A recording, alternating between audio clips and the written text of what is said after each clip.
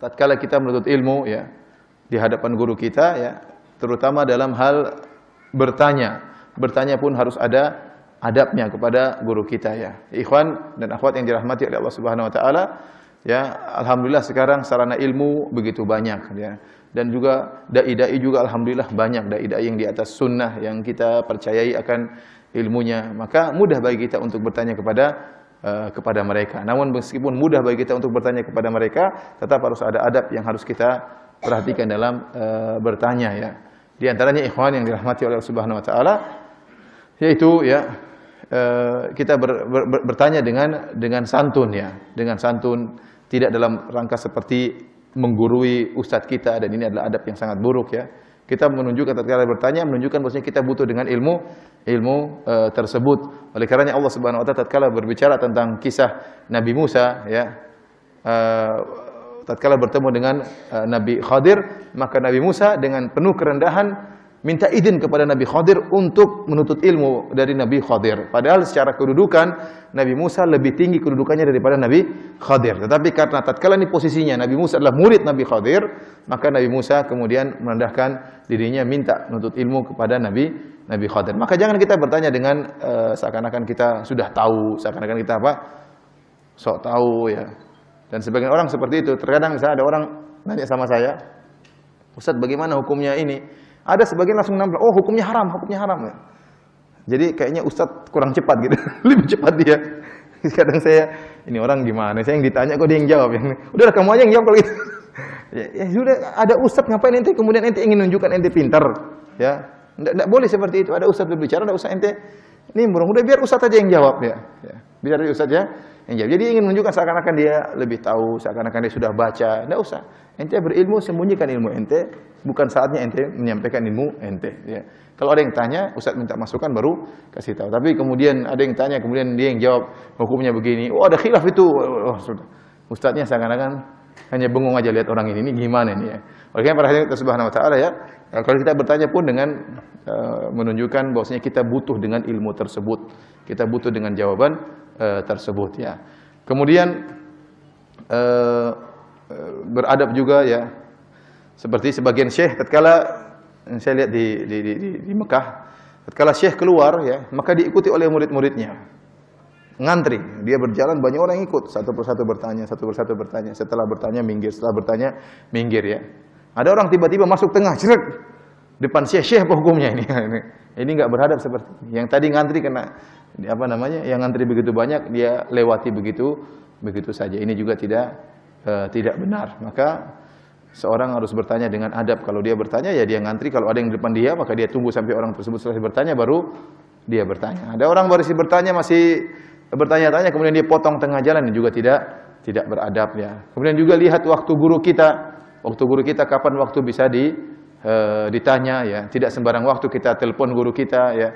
Tidak sembarang waktu kita bertanya-tanya kepada guru kita. Ingat guru kita itu ya, ustadz-ustadz kita mereka juga harus punya waktu untuk keluarga mereka ya. Harus punya waktu untuk keluarga mereka. Apalagi kalau ustadz kita istrinya 2 ya, istrinya 3 lebih susah lagi. Waktunya harus banyak untuk yang istri 1 saja butuh waktu untuk anak-anaknya, waktu untuk istrinya ya.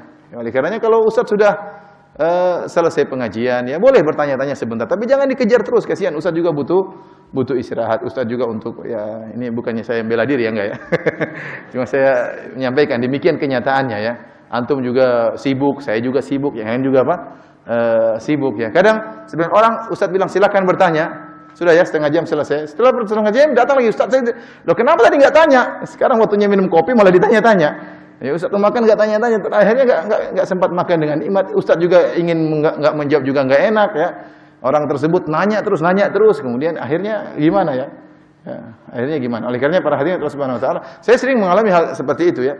Artinya bukannya saya tidak mau jawab, saya tahu saya punya kewajiban, ilmu tidak boleh disembunyikan. Tapi saya punya kewajiban yang lain juga untuk anak-anak, untuk untuk istri, untuk keluarga, untuk didik mereka, untuk membina mereka ya. Sekarang sebagian orang ya, saya pernah ditelepon 1 jam sebelum subuh. Masya Allah, saya telepon, halo, ini terjadi di Madinah. Di Madinah, saya telepon, saya pikir ada apa kan? Ini bahaya nih angkat. Assalamualaikum. Salam, ada. Ustaz saya mau tanya, iya. Enggak bisa nanti kan? Enggak, penting Ustaz, penting. Iya, apa-apa. Enggak bisa nanti. Enggak penting sekali kan. Pertanyaannya enggak penting ternyata. udah, akhirnya tanya tentang suatu masalah yang bisa ditunda pertanyaannya, bahkan besok siang juga nggak jadi masalah gitu. Saya pikir mungkin istri saya mau melahirkan sekarang, kan lain cerita. Ini kalau segitu kan, mungkin saya dengar, waktu saya dengar pertanyaan ternyata tidak penting, mau saya omelin juga susah kan. Nanti Ustadz kok akhirnya saya jawab aja, ya, udah ya, ya. Ustadz, ya udah. Habis itu saya blokir. Karena bahaya orang seperti ini, kan mengganggu orang lagi istirahat, orang lagi mungkin apakah bakal lagi ibadah atau apa, kemudian tiba-tiba ganggu seperti ini. Kalau penting kita bisa pahami ya. Dia tahu itu waktu istirahat, kemudian dia ganggu. Ini nggak benar seperti ini. Nggak benar seperti ini. Orang lihat waktu, kira-kira ini waktu istirahat atau tidak ya. Kalau 1 jam sebelum subuh itu bukan waktu tanya jawab ya. Tanya jawab itu habis pengajian baru tanya jawab. Ada orang seperti ini ya. Ada orang seperti ini ya.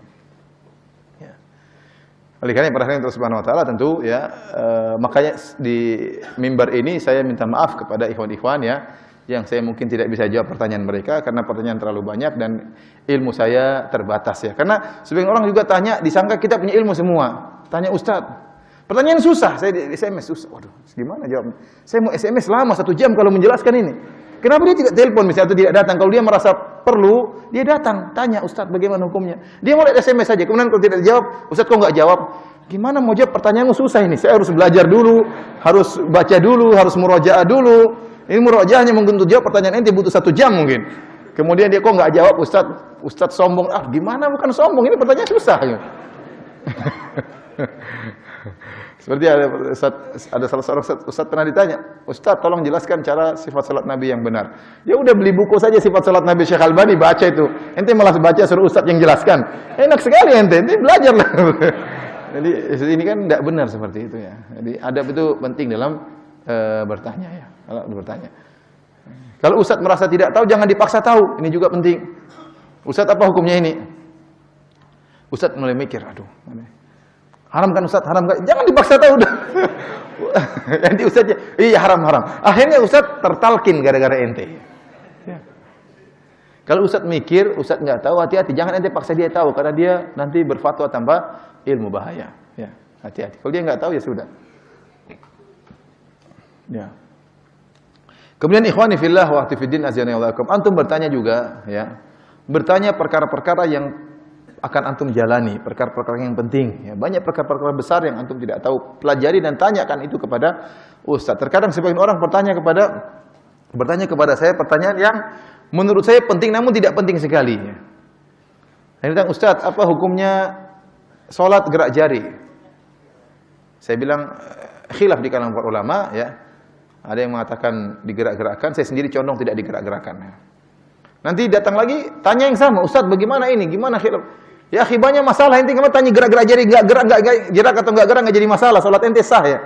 Ada masalah-masalah yang lain yang harus Anda ketahui ya, yang berkaitan dengan kehidupan Anda ya. Jadi tidak semua kita harus tahu detail ya. Kalau Ustaz sudah jelaskan ya sudah.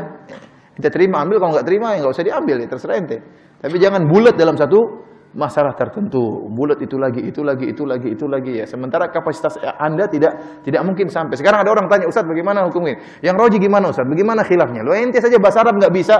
Kuno saya mau jelaskan, ini ada pendapat, ada rawi seperti ini, ada gini, ente saja bahasa Arab nggak bisa. Terus gimana mau saya jelaskan dengan apa? Dengan panjang lebar ya. Jadi ini ya mungkin di antara beberapa perkara yang perlu saya ingatkan tentang adab bersama guru kita ya.